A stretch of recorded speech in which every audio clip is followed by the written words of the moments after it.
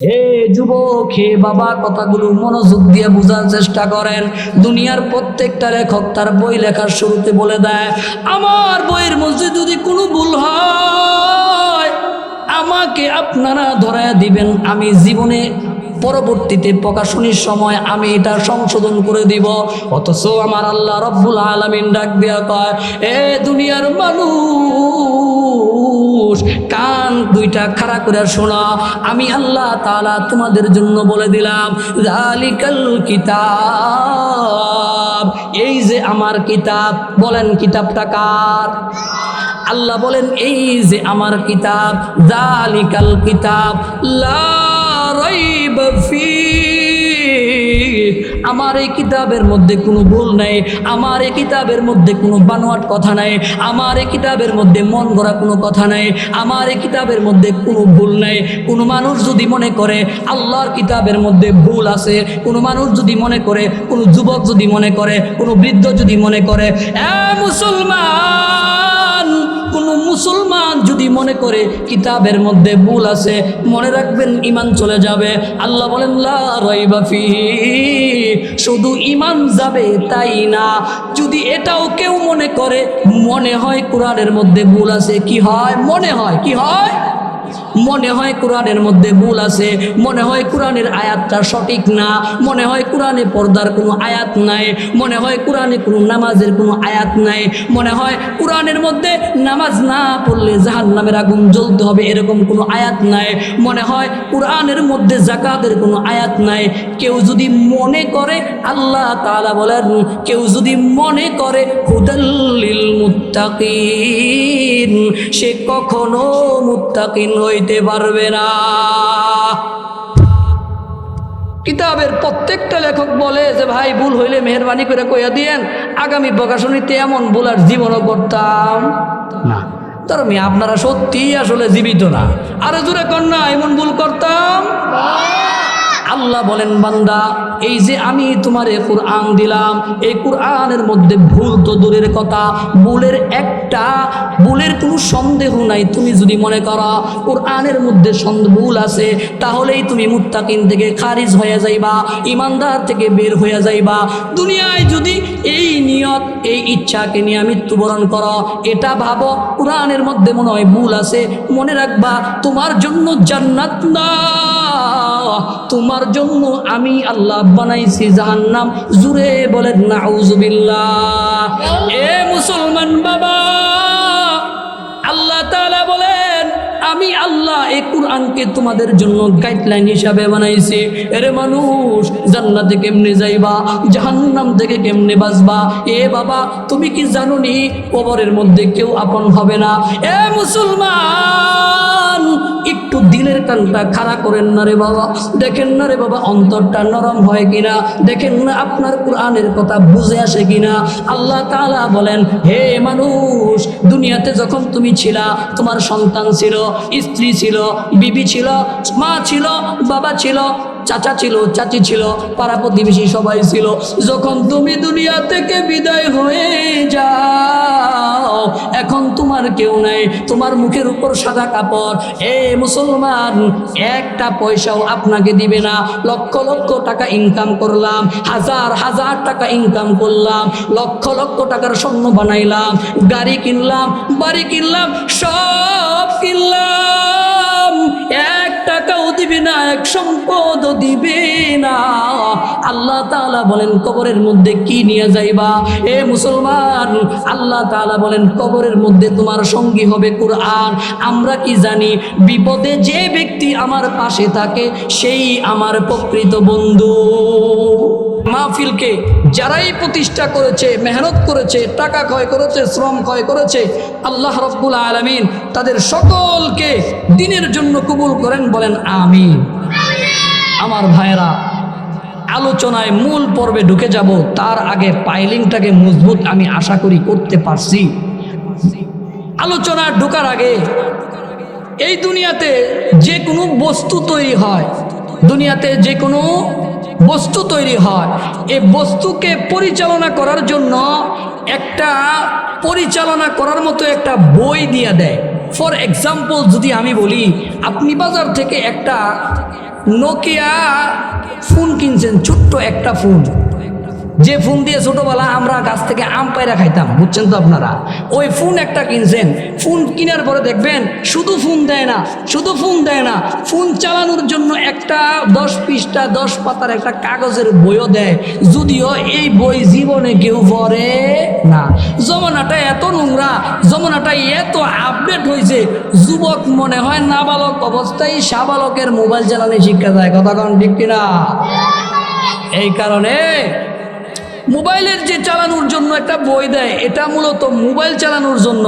আল্লাহ যে 3.5 হাতে বডি দিছে, এ শরীর দিছে, দুনিয়া দিছে, জিন্দেগি দিছে, হায়াত দিছে, স্ত্রী দিছে, এগুলা চালানোর জন্য একটা বই দিছে। বলেন তো বইয়ের নাম কি?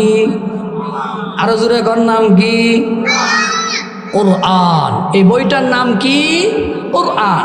এই বইটার মধ্যে মানুষ কেমনে পরিচালিত হইব, মানুষ কেমনে জান্নাত যাইব, জাহান্নাম থেকে নিজেকে বাঁচাইব, জান্নাতের পথে অগ্রসর হইতে হইব, কিভাবে করলে, কিভাবে চললে, যুবক কেমনে চললে, বৃদ্ধ কেমনে চললে, ইমাম কেমনে চললে, মুসল্লি কেমনে চললে, বক্তা কেমনে চললে, শ্রোতা কেমনে চললে জান্নাতে যাইতে পারবো। আল্লাহ তাআলা এই মানুষের জন্য এই কোরআনকে বানাইছে। কিসের জন্য বানাইছে ভাই? বলেন কিসের জন্য বানাইছে? মানুষের জন্য বানাইছে। কার জন্য বানাইছে? মানুষের জন্য বানাইছে। আল্লাহ তাআলা এই মানুষকে গাইডলাইন দেওয়ার জন্য এই কোরআনকে বানাইছে, আর এই কোরআনকে মানুষের কাছে পৌঁছানোর আর বোঝার জন্য আল্লাহ তাআলা পাঠাইছে নবীরে। কাদেরকে পাঠাইছে? নবী। নবী আল্লাহ তাআলা আদম থেকে নিয়ে আমাদের নবী পর্যন্ত বহু নবী আল্লাহ পাঠাইছে। আমাদের নবী সর্বশেষ নবী।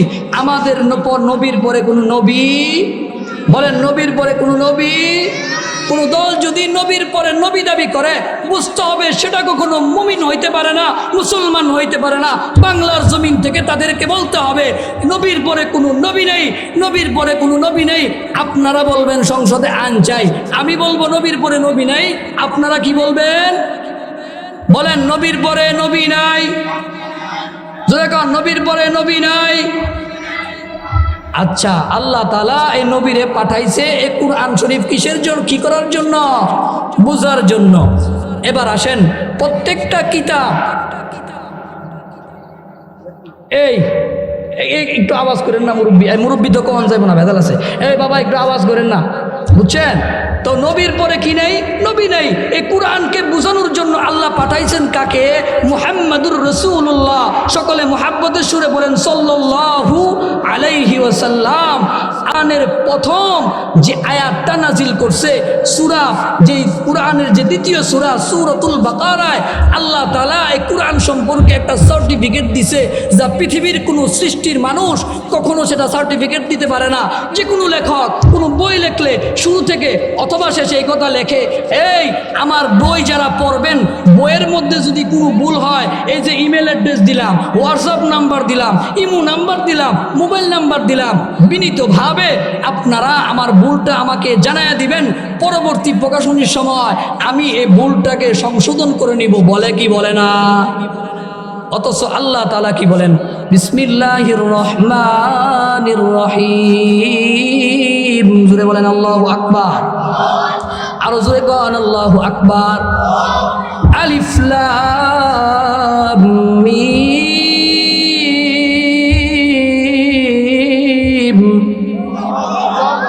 যালিকাল কিতাবু লা রাইবা ফীহি হুদাল লিল মুত্তাকিন।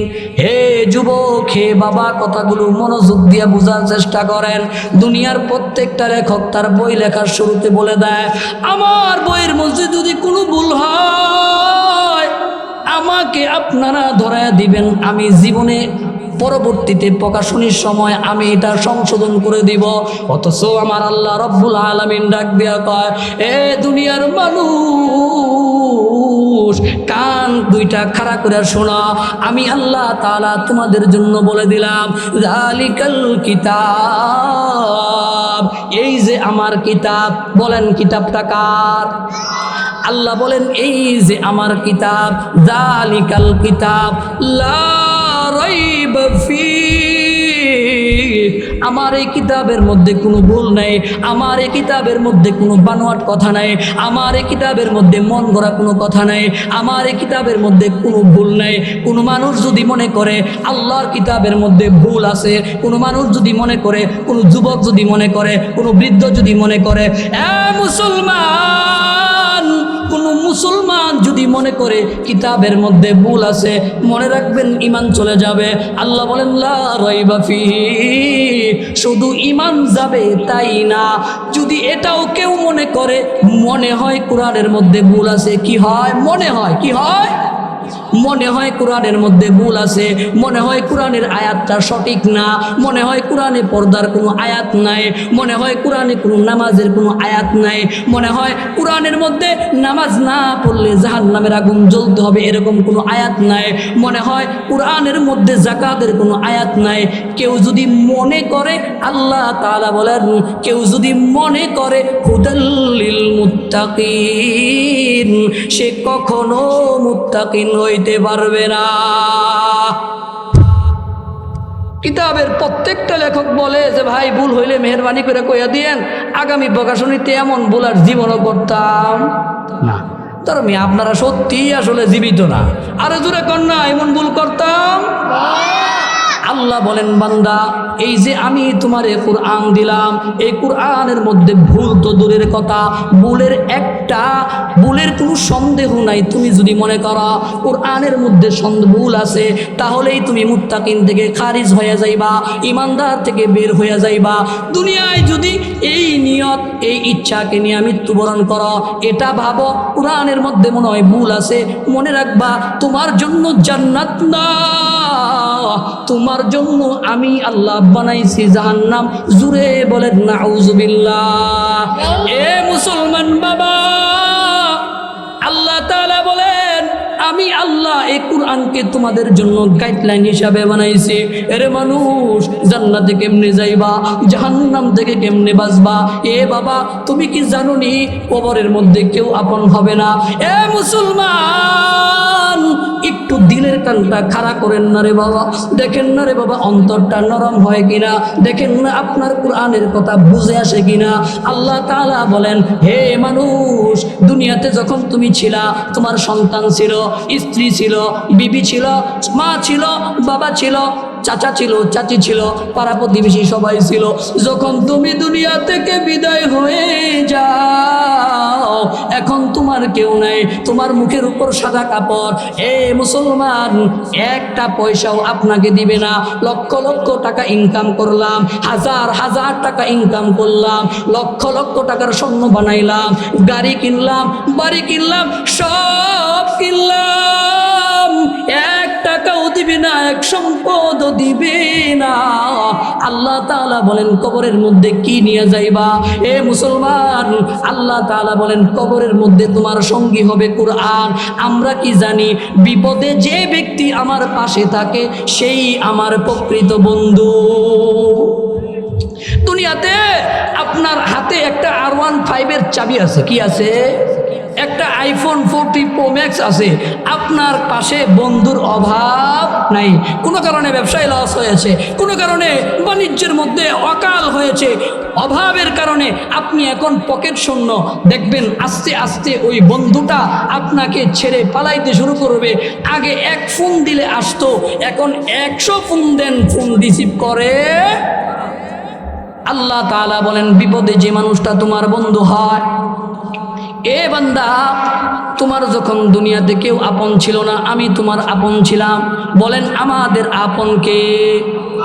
এ মুসলমান, 2019 2020 আমরা আপন চিনছি, আপন চিনছি। আমিও তো ঢাকা ছিলাম, আমি নিজের হাতে নিজের চোখে দেখছি রে বাবা। বাবা আমার লাশটা হাসপাতালের মধ্যে ফলায়া, সন্তানটা চলে গেছে করোনার কারণে। মার লাশটা, বাবার লাশটা সন্তান নেই না। ফোন দিলাম, ভাইজান আপনার বাবার লাশটা কি নিবেন না? আপনার বাবার লাশটা কি আপনি দাফন করবেন না? উত্তর দেয়, হুজুর পারলে কিছু একটা করেন, না হয় যেখানে আছে এখানে রেখে দেন। এ বাবা, দুনিয়াতে যদি করোনার কারণে আমার সন্তান, আমি বাবার লাশটাকে কবরস্থ করতে চায় না। হাসরের ময়দান ভয়ঙ্কর ময়দান, যেখানে কেউ কারো আপন হবে না। মা তার সন্তানের পরিচয় দিবে না, বাবা তার সন্তানের পরিচয় দিবে না, ভাই বোনকে পরিচয় দিবে না, কেউ কাউকে যেদিন চিনবে না। বলেন না, সেদিন আমাকে যে চিনবে তিনার নাম কি? আল্লাহ বলেন, বান্দারে কি দুনিয়া তুই পাইলি, কি দুনিয়ার মধ্যে তুই মজলি। মা গররকা বিরব্বিকাল কারীম, কোন দুনিয়া তোরে দুকার মধ্যে ফেললো, কোন দুনিয়া তোরে আমার কোরআন থেকে দূরে সরাইয়া দিল। এরে বান্দা, কোন দুনিয়া তোরে আমার কোরআন থেকে দূরে সরাইয়া দিল? বান্দা বলল একবার, এ বান্দা, যখন তুমি খাইতে পারতা না, যখন তুমি হাঁটতে পারতা না, একবার তুমি চিন্তা করো না, আমি আল্লাহ তাআলা মায়ের পেটের মধ্যে 9 মাস অথবা 10 মাস, ওখানেও আমি আল্লাহ তাআলা তোমার রিজিকের ব্যবস্থা করছি।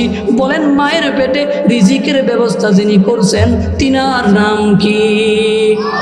এ ভাই, আরো জোরে বলেন, মন থেকে, অন্তর থেকে, মুহাব্বতে একবার ডাক দেন না, ব্যবস্থা করছেন উনার নাম কি? আল্লাহ তাআলা বলেন, বান্দা,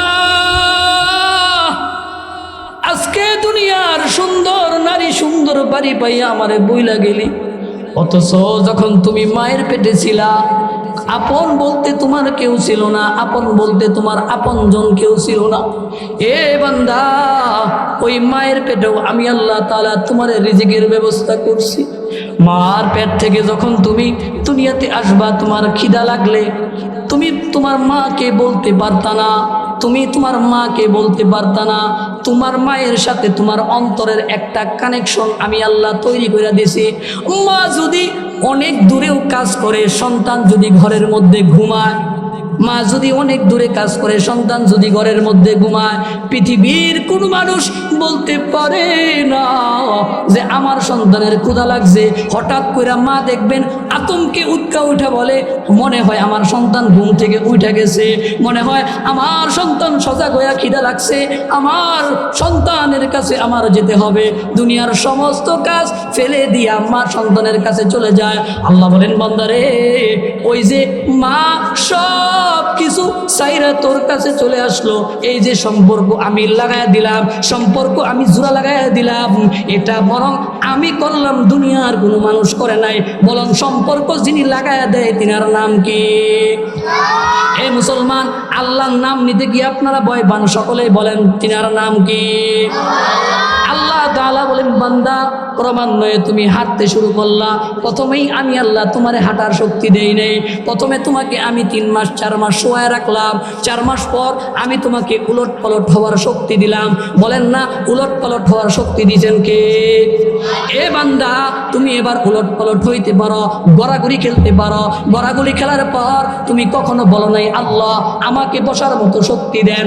আমি আল্লাহ তোমারে বসার মতো শক্তি দিলাম, আমি আল্লাহ তোমারে বসার মতো শক্তি দিলাম। তুমি কি মনে করছো একবারে তুমি বসে যাইবা? না না না, বসতে গেলে বহুবার তুমি জমিনে লুটায়া পড়তা। আমি আল্লাহ একবার এমন পরিস্থিতি তৈরি হয়ে গেল, আমি আল্লাহ তাআলা তোমাকে পরিপূর্ণ বসার মতো শক্তি দিলাম। সুরে বলেন সুবহানাল্লাহ। আল্লাহ পারেন কি পারেন না? এ দরিপুরার মুসলমান, তোমার কি ওই দিনের কথা মনে পড়ে রে বাবা? এ বাবা, তোমার কি ওই দিনের কথা স্মরণ হয় যেদিন আল্লাহ তাআলা তোমারে বসার মতো শক্তি দেন নাই, কিন্তু দিয়েছেন? এবার আল্লাহ তাআলা বলেন, বান্দারে, বসার শক্তি দিলাম, এটা দিয়ে তো দুনিয়াতে ভালোভাবে চলতে পারবি না, তোর হাঁটার প্রয়োজন। এ বান্দা, আমি আল্লাহ তাআলা তোরে একদিনে হাঁটাই নাই, আমি আল্লাহ তাআলা তোরে একদিন ঘুরতে দাও, আমি আল্লাহ তাআলা তোরে এক থেকে হাঁটাই নাই, আমি আল্লাহ তাআলা অনেকবার তোকে হাঁটতে গিয়ে হুসুট খাওয়াইছি। খাই কি খায় না? আপনারা মনে হয় আমার কথা, প্রথম কথা ভুলে গেছেন। আপনারা জীবিত নামিত? কথা কন না করে, জীবিত নামিত? জীবিত হইলে আওয়াজ আস্তে হয় না জোরে হয়? আরো জোরে বলেন, আস্তে হয় না জোরে হয়? জোরে হইলে জোরে কইবেন। আল্লাহ বলেন, এ বান্দা, একদিনে তোরে হাঁটাই নাই। এখানে কে কে একদিনে হাঁটছেন? হাত উঠে দেখা। কেউ এমন মানুষ নাই একদিনে হাঁটতে পারছে। হাঁটা আস্তে আস্তে যিনি শিখাইছেন তিনি কে? এবার আল্লাহ রব্বুল আলামিন বলেন, আমি তোরে হাঁটা শিখাইলাম, তোর বয়স হলো 3 বছর 4 বছর। আপনাদের কি খারাপ লাগতেছে? জোরে বলেন, খারাপ লাগতেছে? চলবে না বন্ধ হবে? জোরে বলেন, চলবে না বন্ধ হবে? চললে মনোযোগ দিতে হবে। আল্লাহ তাআলা বলেন, 1 দিন 2 দিন 3 দিন 1 বছর 2 বছর 3 বছর 4 বছর 5 বছর অতিক্রম হয়ে গেল। এবার তুমি পূর্ণাঙ্গ যুবন হইছ। এবার তোমার 9 বছর হয়ে 7 বছর হয়ে গেল। আমি আল্লাহ বললাম, এ বান্দা, এই যে 7 বছর পর্যন্ত আমি আল্লাহ তোরে পাললাম, তোরে লালন করলাম, 7 বছরে এবার তুমি আমি আল্লাহরে সেজদা দাও। বলেন, সেজদা কারে দিতে হয়? এ মুসলমান, সেজদা কারে দিতে হয়? আফসোস আর পরিতাপের বিষয় হলো, এ বাংলার জমিনে এমন বহু মানুষ আছে রে মুসলমান, আল্লাহরে সেজদা দেয় না, খাজা বাবারে সেজদা দেয়। কথা কন ঠিক কিনা? আল্লাহরে সেজদা দেয় না, বাপ মারে 10 টাকার পান সুপারি কিনা খাওয়ায় না, বাবার নামে 1 গরু মান্নত দেয় মানুষ আছে না নাই?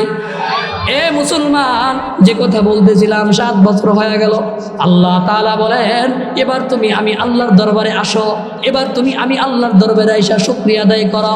এ মুসলমান, সন্তান যদি তার বাবার শুকরিয়া আদায় না করে, বাবা তার সন্তানদের পড়ালেখার খরচ দেয়, পাঞ্জাবি কেনার খরচ দেয়, টুপি কেনার খরচ দেয়, জুতা কেনার খরচ দেয়, দিন শেষে যদি সন্তান বাবার সাথে খারাপ আচরণ করে, বাবা কিন্তু পরের দিন দেয়।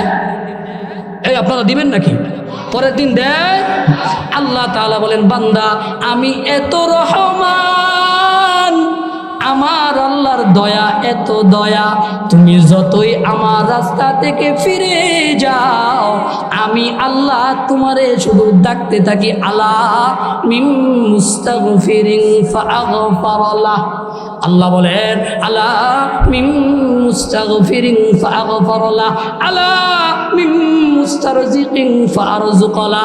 এ বান্দা, গুনাহ করতে করতে, কোরআনের আইনের অবাধ্য চলতে চলতে, আমি আল্লাহর কথা অমান্য করতে করতে তোমার গুনাহ আসমান পর্যন্ত পৌঁছায় গেছে রে। আসমান পর্যন্ত তোমার গুনাহ পৌঁছায় গেছে, তবে তুমি আমি আল্লাহর রহমত থেকে নৈরাশ হইও না। আল্লাহ বলেন, লা তাকুনাতু মির রাহমাতিল্লাহ।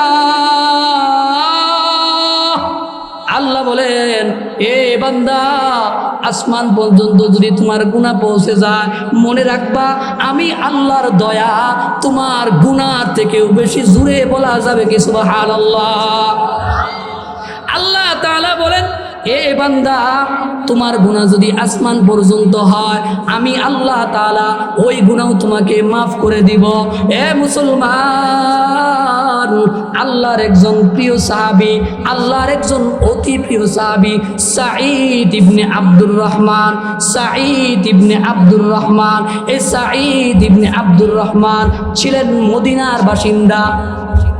সাহালাবাতু আল আনসারি রাদিয়াল্লাহু তাআলা আনহু। আমার দিকে তাকান, কে আসলো তার দিকে তাকাইবেন না। যদি বুঝমু তার দিকে তাকান, তাহলে আপনারা আল্লাহরে খুশি করতে চান না। যেদিকে আল্লাহর কথা হয়, আমার মুখটা আমি সেই দিকেই ফিরাবো। কথা কোন ঠিক কিনা? সাঈদ ইবনে আব্দুর রহমান মদিনার বাসিন্দা, সাহালাবাতু আল আনসারি হলো মক্কার বাসিন্দা। বুঝছেন কথা? আল্লাহ রসুল ডাক দিলেন, সাঈদ, এই যে তোমার ভাই সাহালাবা আল আনসারি মক্কা থেকে হিজরত করে মদিনায় আসছে, ঘর নাই, বাড়ি নাই, সন্তান নাই। ঘটনায় একটা দুঃখতে চাইছিলাম, আমার উস্তাদের উস্তাদ চলে আইছে। আমি অনুমতি সাপেক্ষে হুজুরের থেকে 5 মিনিট সময় নিয়ে শেষ করে দিব। লম্বা ঘটনা। সাঈদ ইবনে আব্দুর রহমানের সাথে আল্লাহ রসুলের সম্পর্ক জুড়ায় দিল। আল্লাহ রসুল যখন সাঈদ ইবনে আব্দুর রহমান আর সাহালাবার সম্পর্ক জুড়ায় দিল, এবার আল্লাহ রসুল জিহাদের জন্য ডাক দিলেন। বলেন, কিসের জন্য ডাক দিলেন? আপনারা দি এমনই মরে গেছেন, তাহলে কিছুক্ষণ পরে কি হইব? কিসের জন্য ডাক দিলেন? হুজুর খুব সুন্দর বয়ান করে। হুজুর যখন বলবে বলেন সুবহানাল্লাহ। মরার মতো বলবেন না, জীবিতের মতো বলবেন। সাঈদ ইবনে আব্দুর রহমানকে আল্লাহ রসুল বললেন, হে সাঈদ, যুদ্ধের ময়দানে চলে যাও। লম্বা ঘটনা বাবা, হুজুর চলে আসতে বলার সময় নেই। আল্লাহ রসুল যখন বললেন যুদ্ধের ময়দানে চলে যাও, সাঈদ যুদ্ধের ময়দানে চলে গেল। নিজের স্ত্রীটাকে সাহালাবার কাছে আমানত রেখে গেল। শয়তান ধোঁকা দিয়ে দিল, রে সাহালাবা, তোমার ভাইয়ের স্ত্রী বড় সুন্দর, দেখতে বড় সুন্দরী, দেখতে বড় সুন্দর, যাও না, তোমার কি মনে চায় না তোমার ভাইয়ের স্ত্রীর সাথে তোমার মনের বাসনা পূরণ করতে? সাঈদ ইবনে আব্দুর রহমানও তো একজন মানুষ, সাহালাবাও তো একজন মানুষ। শয়তানের ধোঁকায় পড়ে গেল, নফসটা শয়তানে কন্ট্রোল করা শুরু করে দিল। ঘরের মধ্যে ঢুকলো, হাতের মধ্যে হাত দিল। সামান্য কিসের মধ্যে হাত দিছে? জোরে বলেন, কিসের মধ্যে হাত দিছে? হাতের মধ্যে হাত দিছে। স্ত্রী ডাক দিয়া কয়, সাহালাবার স্ত্রী ডাক দিয়া কয়, সাঈদের স্ত্রী ডাক দিয়া কয়, এ সাহালাবা, তোমার কি কিয়ামতের কথা মনে হয় না? তোমার কি আখিরাতের কথা মনে হয় না? এ সাহালাবা, আল্লাহ যদি তোমার জিগায়, তোমার ভাই তো তোমার স্ত্রীকে আমানত দিয়ে গেছিল, তুমি কেন আমানত নষ্ট করলা? লা ঈমান লিমাল্লা আমানাতাহু ওয়ালা দীন লিমাল্লা আহদালাহু। আল্লাহর পয়গম্বর বলেন, যে ব্যক্তি আমানতের হেফাজত করতে পারলো না, সে ঈমানদার হইতে পারে না। কথা কোন ঠিক কিনা? এ সাহাবা, তোমার কি আখিরাতের দিনের কথা মনে হয় না? তোমার কি মনে হয় না আল্লাহর দরবারে তোমার জবাব দিতে হবে? সাহালাবা এবার ফিরে আসলো, মনে হইল হা, আমার তো জবাব দিতে হবে। এমন তওবা করলো, এমন তওবা করলো, আল্লাহর কাছে ডাক দিয়ে বলে, আল্লাহ। সবাই একবার জুড়ে ডাক দেন না আল্লাহ, অন্তর থেকে ডাক দেন না আল্লাহ। সাঈদ ইবনে আব্দুর রহমান দৌড়ায় আর কয়, আল্লাহ, আমি গুনাহগার, আপনি গফফার। ওগো মালিক, আপনি আমারে ক্ষমা করে দেন। ইতিহাসের পাতায় লেখা আছে, এই যে সাঈদ গুনাহ করলো, আল্লাহ তাআলা তার জীবনের সমস্ত গুনাহ মাফ করে দিয়ে বলেন সুবহানাল্লাহ। এ মুসলমান, দ্বিতীয় একটা আয়াত তেলাওয়াত করছিলাম। আপনারা চান কি আল্লাহ আপনার উপর রহমত বর্ষণ করুন? আমরা সকলেই চাই আল্লাহ আমাদের উপর রহমত বর্ষণ করুন। আল্লাহ তাআলা বলেন, ওয়া ইযা কুরিআল কুরআন ফাসতামিউ লাহু ওয়া আনসিতু লাআল্লাকুম তুরহামুন। হে মানুষ, শুনো, যখন তোমাদের সামনে কুরআন তেলাওয়াত করা হয়, কুরআনের বক্তৃতা দেওয়া হয়, কুরআনের তাফসীর করা হয়, কুরআনের কথা বলা হয়, তোমরা চুপ থাকো, মনোযোগ সহকারে শুনো। যদি তোমরা চাও লাআল্লাকুম তুরহামুন, যদি তোমরা চাও আল্লাহ তোমার উপর রহমত বর্ষণ করুন। এবার জোরে বলেন, আপনারা কি চান আল্লাহ আমাদের উপর রহমত বর্ষণ করুন? বলেন, আমাদের উপর রহমত বর্ষণ করেন কে? আরো জোরে বলেন, কে? আল্লাহ রাব্বুল আলামিন। জি, নাখান্দা বান্দা, আমি ছোট মানুষ, আগেই বলছিলাম, ছোট মরিচ, অল্প কিছু কথা বললাম। এই কথাগুলোর উপর প্রথমে আমাকে এবং আপনাদের সকলকে আমল করার তৌফিক দান করুন। বলেন আমিন। নাসরুম মিনাল্লাহি ওয়া ফাতহুন করিব ওয়া বাশশিরিস সাবিরিন। আসসালামু আলাইকুম ওয়া রাহমাতুল্লাহ।